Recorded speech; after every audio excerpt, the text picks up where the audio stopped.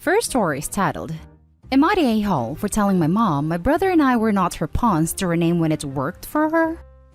I, 18 female, lost my dad when I was 8. My brother Cole was 6, my sister was 2, and my brother Logan was 4 months old. 2 years after our dad died, our mom remarried. Our mom then went through the process of trying to change all our names to his. Cole and I objected, and we actually spoke out in court saying we didn't want our names changed. We didn't want to be adopted, which my sister and Logan eventually were after they gave up on me and Cole. And the judge agreed with us since we were used to our last name.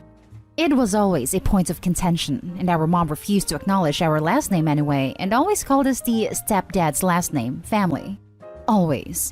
And she would always try to get extracurriculars and stuff to use her name instead of our name, in a non-legal sense, which bugged the crap out of us. One of my teachers used to write my legal name, but call me by my stepdad's name because she and my mom were friends, and it sucked. They never stopped asking us to change it. And then around Christmas, my brother wanted to be registered for some professional art classes, and our mom tried to bargain with him that she would sign him up for the classes if he would agree to change his name. My brother said it was fine, and he wouldn't take the classes. Our mom freaked out. She called me, and she told me that we were behaving like brats and hurting her and our stepdad's feelings. I told her she needed to stop, that we weren't her little pawns to rename whenever she liked, that she had to accept we had our dad's name, and her husband was never going to be our dad, and that she had driven us both away, as well as ruined the relationship with our younger siblings, because they see us as bad for not changing our names. I told her that all of this comes back to her and trying to force us to change something we had grown used to, our last name. She told me she was doing the best thing for the family. I rejected that and told her she was doing the best thing for her, not us. We haven't talked since, and my brother said she's still pissed as hell at us both because of it. Am I the a-hole? Now for the top judgment. Not the a-hole. She told me that we were behaving like brats and hurting her and our stepdad's feelings. She is the one acting like that, not Opie. It's always projection, isn't it? Behaving like a brat and hurting the feelings of those close to you. Did the mother accidentally stumble into a room with a mirror? Not the a-hole. She is just trying to erase the fact that her husband is not your father and has consistently refused to accept your own feelings on the matter. I'm assuming by adoption, you mean your younger siblings were adopted by stepdad so that he would legally be their father while your mother stays as their mother. If so, then that would not be an a-hole move, since the distinction would matter for things like healthcare. Example, stepdad would not be able to consent on behalf of a minor, but legal adoption dad would. They wanted him to adopt all 4 of us, but Cole and I didn't want it. They delayed adopting the younger 2, but eventually realized they would never get consent for all 4 of us to be adopted. So he adopted them. Your mom is the clear antagonist in this story, but where is her husband in all of this? He can be just as forceful and pushy. Next story is titled, Am I the a-hole for lawyering up when my ex and her husband started divorce proceedings? Little background. I was deeply closeted when I married my ex-wife. I came out right after my daughter was born, and we continued on in what was basically an open marriage for 2 years, until she met her soon-to-be ex-husband and told me she wanted a divorce. It was amicable, and we co-parented with only the bare bones of a custody agreement for 10 years. I met my husband 2 years later, and we got married a couple months after it was legal. My son, then 12, was an honorary groomsman. The 4 of us get on amicably, and I will fully admit that my ex's husband has as much right to call himself their dad as I do. He cheated on her is the thing. My son, 16, was the one to discover the text that the couple lewd pictures to another woman when he was helping my ex's husband set something up on his laptop. So where we stand now is that my son is old enough that custody agreements don't apply to him, and as a result, he's living with me and my husband until things blow over. My daughter is a different story, as she's 13. So in the anticipation that the ex's husband would want partial custody, I hired a lawyer to defend my parts of the custody agreement we already had. I don't want to see her less than I already do. I don't want a stricter agreement than what we already have. And I don't want to get drawn into my ex and her soon-to-be ex's fight. So in preparation, I lawyered up. Ex of X took that news poorly and posted this whole rant on Facebook about people taking advantage of other people's misfortune and indirectly called me a vulture. He brought up the fact that my son is living with me currently and acted as if I was trying to deprive him of his kids. So, am I the a-hole? Now for the top comments. Not the a-hole. The advantage of step-families like yours is that the children have more than two loving parents. But the disadvantage is that if one of the parents divorce, the former step-parent now legally has no rights to the children in most cases. It's wise of you to get a lawyer if the custody arrangement for your children is being revisited. And save a screenshot of that Facebook post to show the lawyer. Not the a-hole. His kids? They ain't his kids. Don't get involved with someone else and expect to still play house. Dude, this is why this sub sucks. In every post about problems with step-parents and step-kids, they are told they are the a-holes if they don't treat and love their step-kids exactly like they do their own bio-kids.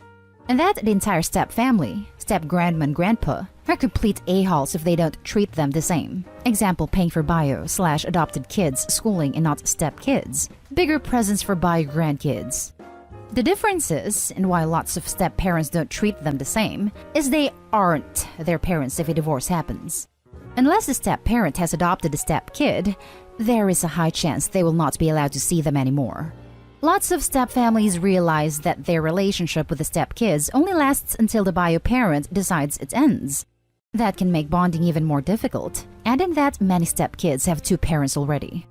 Too long didn't read. The stepdad was a freaking a-hole for cheating, but to say they ain't his kids when they were his kids up until the divorce is messed up to the kid and to the adult. Parent-kid relationships don't end when a divorce paper is signed and it's, "Bye, I know I treated you like you were my own, but see ya." A kid doesn't understand why step-parent who was their parent in all the ways their bio-parent was, suddenly isn't anymore. Talk about damaging a kid. Don't punish a kid because of a divorce. Unless there was abuse or the kid hated a step-parent. This case, it sounds like from what Opie said, this ex-step-parent was a great parent. Not the a-hole. They are your kids unless he adopted them, which it doesn't sound like he did. Also, protect your retirement right now. Your ex, if she is broke after the divorce, might become desperate for funds and try to revisit your divorce settlement. Some states allow this, Florida for one, some don't. Be proactive on this. Now for the next story. Am I the a-hole for refusing to let my ex have anything of our daughter's belongings? My daughter was born with a chronic heart condition. We spent months in the hospital. At the time, my ex started complaining that this was too much, and her family suggested that she get some rest from the stress aside from postpartum. Her family said they were worried for their daughter. However, they didn't care much about their granddaughter. They told me that their daughter's physical and emotional health was more important than my daughter's. Her family hated me, and I know that they secretly wished that my daughter die so they could get rid of me and have nothing to do with me. My ex's family didn't let me talk to my ex about our daughter. They even sent me texts telling me they can't wait for this to be over and for their daughter to move on. I'm not gonna lie, I resent them for that. When my daughter was 6 months old, my ex left the apartment and left our daughter at my mom's house. She said she couldn't live with me because of those circumstances. She just couldn't handle the responsibility and saw no future with me. We were only engaged at the time, so I got the ring back and I became my daughter's only present. It was only me and my mom at the hospital. At some point, I had to beg my ex's family for money, but I was being told to get the hell out of their house and not come back several times, telling me it wasn't their problem since their daughter rented it. They called me pathetic and even said they'd get the state to take my daughter because of how irresponsible I was. I stopped talking to them. I had to do all I can and come up with the money. My daughter had undergone 2 surgeries and medication didn't improve her condition. She eventually passed away 3 months ago. She was only 3.5 years old. Didn't even get a decent birthday celebration that I was planning for her 4th year. I was devastated. I felt like my ex and her family won. This past week, I was surprised to see my ex at my door and lashing out and calling me nasty names. She kept yelling at me, asking how I could do this to her, and not let her know that her baby passed away and that had to hear from a mutual friend. I didn't want to talk, so I told her to leave. I had so much anger from seeing her, and there was no guarantee I wasn't going to do anything stupid. Her family played along in berating me and calling me cruel. Yesterday, She showed up with her sister wanting to take some of my daughter's belongings. I refused and told her to leave. My mom was there. She told me to stop and let her in to take what she wanted, but I yelled at her and told her that she has no rights because everything was bought by me. Despite not having money, I managed to buy her toys and clothes, while my ex and her family turned their back on their own blood. She's now talking to my friends to pressure me into letting her take my daughter's things. I kept ignoring them, but at this point, there's no avoiding it. The reason her family never accepted me is because they think they're better than me. They claim that I was with her for money. I was 25 and she was 30 when we started dating. To them, that was an obvious sign that I was with her for money, and they made sure I got nothing, even when they saw me struggling trying to provide for their granddaughter. They controlled my ex, banned me from moving to her place, and insulted my living situation, and cut any support to their own daughter to get her to realize that she made a mistake and leave. But with our daughter in the picture, things got complicated. But they got what they wanted eventually. Now for the top comments. Not Dayhole. She chose to not be involved in the kid's life. That's on her. She's not entitled to souvenirs now. She doesn't want a souvenir. Those are for memories. What could she possibly have memories of? She wants to resell them for cash. Not Dayhole. She effectively abandoned her living child. And she's come back to... what? Keep the scraps of her memory? With the money you used to buy those things. She should have been there to have solid real memories when your daughter was alive and needed her mother. I'm so sorry this happened to you. I wish you all the comfort and peace in your time of grieving. There's no peace at this point. I keep refusing and she keeps pushing. I'm literally losing it and her family won't leave me alone. I guess they only care about looking good to outsiders, constantly claiming confusion and playing innocent. I'm done with their BS. And lately, I have been thinking about moving away, but now I'm seriously considering it. Not Dayhole. Your ex is a pretty poor excuse for a human being, and it seems that's probably hereditary. Demanding things from your daughter that you purchased is about as low as you can get, given the circumstances. The only items I would let her anywhere near were items that she or her family purchased. If you've got anything that they provided, perhaps post or courier them to them. As if it was me, I probably wouldn't want anything from them in my living space. But I would not let any of them enter your property, ever. Take out a restraining order or report them to police if you need to. Just make sure they keep their distance. Condolences for your loss. It's a pretty difficult scenario to have to go through. The last story is titled, Am I the a-hole for telling my wife that it is her fault that our son doesn't tell her anything? Me, 45 male, and my wife, 42 female, are currently going through a divorce.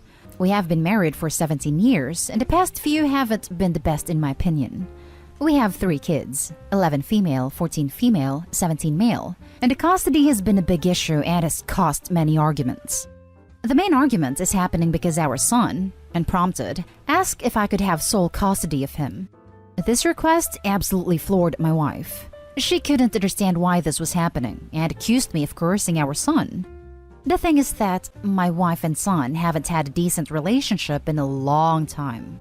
He started getting noticeably distant from her when he was 8, and while it got slightly better when he was about 14, it has since taken a nosedive. In my opinion, my wife has some really narcissistic tendencies. She can find a way to make anything about herself. She even did this when we found out about our son's mental health struggle and attempts, despite her admitting that she never went through that. Sorry for the rambling, on to my question. Our son is currently in his last year of college and has been applying to unis and other forms of higher education. Like almost every student, he has a dream school. This school is oversubscribed and ridiculously hard to get into. The course he wants to do for his undergrad has 28 spots. This is a well-known school in my country's capital city, so you can imagine how many applicants there are. Last week, my son came to me sobbing. He was so overwhelmed that he couldn't even talk. He just handed me a letter. It was his acceptance letter for his dream school. I just hugged him and let him cry and told him how proud I was of him. Fast forward to yesterday, the topic of funding our kids' education came up. Like how we would split costs for school clubs, trips, university, and college. During this, my wife said she had no idea what our son's university tuition would cost, or if he's even going to a university. I knew his yearly tuition cost £14,000, so I told this to my wife. She asked how the hell I knew this. I told her that our son had been accepted into his dream school, so I knew the exact costs. She started freaking out and asked me when this happened. I told her that he got the letter last week. She started yelling at me for keeping this from her. I told her that our son came and told me of his own accord and that it was his news to share with who he wants to. Here's where I might be the a-hole. I then told her that it was her fault that our son didn't share this with her. She asked me what I meant, and I explained that they didn't really have a relationship and that her ridiculously high expectations for him drove him away. She then stormed off. Looking back on it, that probably was way too harsh. I know that she's going through a lot right now and probably doesn't need reminding of her relationship, or lack thereof, with our son. I still stand by my point. So am I the a-hole? Edit. Sorry for the confusion about the fees not adding up. The school is private and separate from UCAS. That's why the tuition is so high. Not the a-hole. Her reaction to her son being accepted to his dream school was to get angry because of how she found out. That tells me everything I need to know about her. Congrats to you and the kid. Hard work pays off. I thought that as well. She never even gave any indication that she was proud or impressed or happy for him. Not the a-hole. Maybe it was a little harsh, but you're right. It was your son's free will. If your wife doesn't bother to have a great relationship with her son, it isn't your fault for pointing it out. Congrats to your son for getting into his dream college. You seem like a great dad. No a-holes here. Her past actions have consequences. She can't expect anything more. Though maybe try and encourage your son to let her know, out of courtesy, about huge things like this, such as university, work, etc. Especially if she's going to be paying towards these things, that gives her a right to know. He by no means has to share personal things with her though. This is fairer. She can't expect to be told about decisions that affect her finances.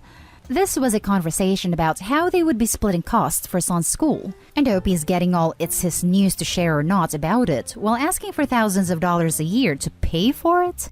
You can't be all you don't deserve to know these things, your bill is $8,000. Come on.